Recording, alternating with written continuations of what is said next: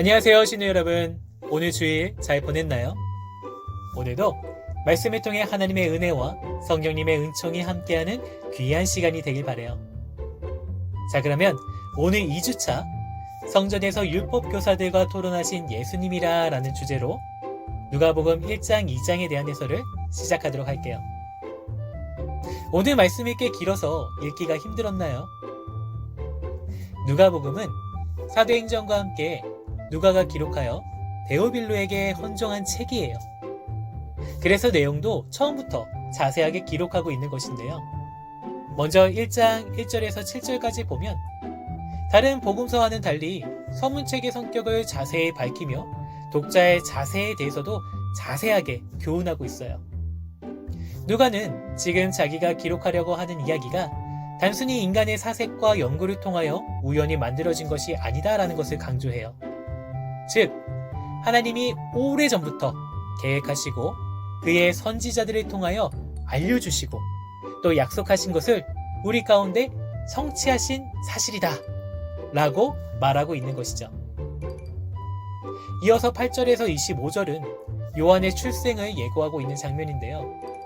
성전에서 전례가 거행되는 동안 가브리엘 천사가 나타나 요한의 출생과 사명을 예고하고 있어요. 요한의 출생과 함께 하나님의 백성이 기다리고 소망하던 새로운 시대가 다가오고 있음을 보여주는 장면이에요. 특히 13절과 14절, 의인이라 칭하는 사가랴의 간구를 들으시고 아들을 허락하시는 모습이 나오는데요. 내 간구함이 들린지라 라는 이 말씀은 사가랴가 이스라엘을 대표하는 제사장으로서 하나님께 호소한 것에 대한 응답을 받은 거예요.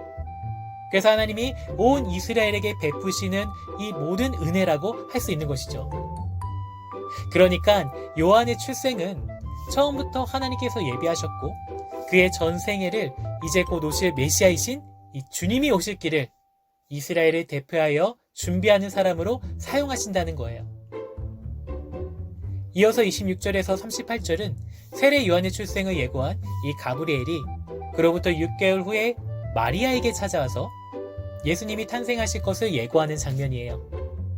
이 일 역시 이스라엘의 기도에 하나님이 응답하셔서 은혜를 베푸시는 일임을 보여주는 사건이죠.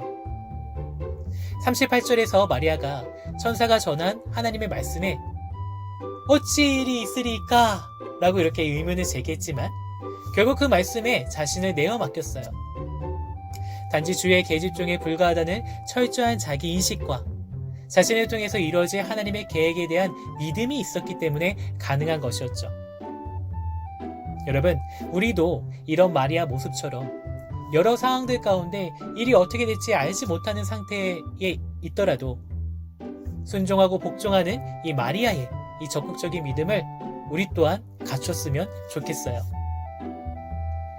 57절에서 66절은 이제 세례 요한의 출생이 나오는데요. 요한이 하나님의 기적적인 섭리로 태어난 사건은 사람들에게 하나님이 그를 통해 이루실 일에 대한 기대를 품게 했어요. 그리고 67절에서 80절은 사가랴의 찬가의 내용으로 46절에서 55절에서의 이 마리아의 노래와 같은 맥락으로 구원자 메시아의 오심과 그의 길을 준비하는 이 요한의 사명과 구약의 약속대로 이루어질 메시아의 구원 사역을 찬양하는 노래예요. 이렇게 누가복음 1장은 메시아이신 예수님이 오시기 전에 일련의 어떤 사건들을 보여주면서 먼저 요한을 메시아를 위한 준비자로 살게 하시는 것을 마지막으로 맺고 있어요. 요한의 사역은 앞으로 오실 왕께서 이루실 구원의 지식을 미리 전함으로써 메시아를 맞을 준비를 시키시는 것이었어요. 그래서 요한은 80절에 보면 이러한 사역자로 강하게 훈련받기 위해 빈들에서 혹독한 연단의 과정을 거치게 된다고 말씀하고 있지요. 자, 이제 누가복음 2장으로 넘어오면 이제 인간의 시간과 세계의 역사 속으로 이 만왕의 왕이신 예수님께서 탄생하심이 나오고 있어요. 당시 세계를 지배하던 로마 황제 아구스도와 시리아 총독 구레뇨가 통치할 때였는데 이것은 세상의 진정한 통치자가 가이사라가 아니라 예수님이심을 증거하는 말씀이에요. 여러분, 이처럼 모든 시대와 공간 속에서 자신의 뜻을 성취하시는 하나님이 오늘 4시간 속으로 돌아오셔서 역사하고 다스리심을 신뢰하는 우리가 되었으면 좋겠어요. 2장 1절에서 14절까지 보면 큰 기쁨의 소식에 대해 예수님의 나심에 대해 말씀하고 있고요. 15절에서 24절까지는 천사들에게 큰 기쁨의 좋은 소식을 들은 이 목자들은 급히 서둘러서 예수님을 찾아가 경배하고 예수님은 출생한 지 8일째 되는 날에 할례를 받으시는 그런 장면들이 나오죠. 그리고 25절에서 39절까지의 내용은 온 인류가 고대해온 이 메시아의 오심이 오랜 기다림 끝에 성취되었음을 이 제사장 스가랴와 더불어 이스라엘의 회복을 오랫동안 기다려온 의롭고 경건한 사람 시므온과 또 과부 안나를 통해 마침내 구세주가 오셨음이 증명되듯 장면이에요.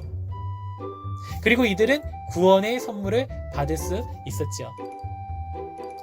그리고 이제 40절에서 52절까지 예수님의 성장기를 보여주고 있는데요. 소년 예수님의 성장 이야기를 감싸든 이 말씀이 특히 47절에 예수님의 놀라운 지혜를 핵심적으로 보여주고 있어요. 소년 예수님은 우리가 상상할 수도 이해할 수도 없는 놀라운 지혜로 가득 차 있으셨어요. 12살 된 어린이가 성전에서 율법 교사들과 신령한 대화를 나누는 모습은 예수님이 하나님의 말씀을 바로 이해했고 또 자신의 정체를 분명히 알았으며 또 하나님이 자기 아버지이시고 성전이 자기 아버지의 집이라는 사실을 인지하고 계셨다는 거예요. 즉 육체로는 어린 소년이었지만 그분의 지혜에서 하나님과 동등하신 참 하나님이심을 우리가 알 수 있는 것이죠. 신우 여러분, 우리도 하나님의 뜻을 알고 순종하는 것이 중요해요. 그렇다면 우리도 교회에 나와서 하나님의 말씀을 듣는 게 중요하겠죠. 매주 예배를 드리고 매일 말씀 묵상을 통해서 예수님과 동행하는 삶을 살아가는 저와 여러분이 되었으면 좋겠어요. 자, 오늘 이렇게 해서 누가복음 1장과 2장을 읽어보았는데요. 말씀이 조금 길었지만 여러분들에게 유익했으리라 믿어요. 네, 신우 여러분 수고하셨고요. 이제 시작하는 한 주 하나님의 도우심으로 승리하는 한 주가 되길 바라요. 네, 샬롬. 내일 봐요.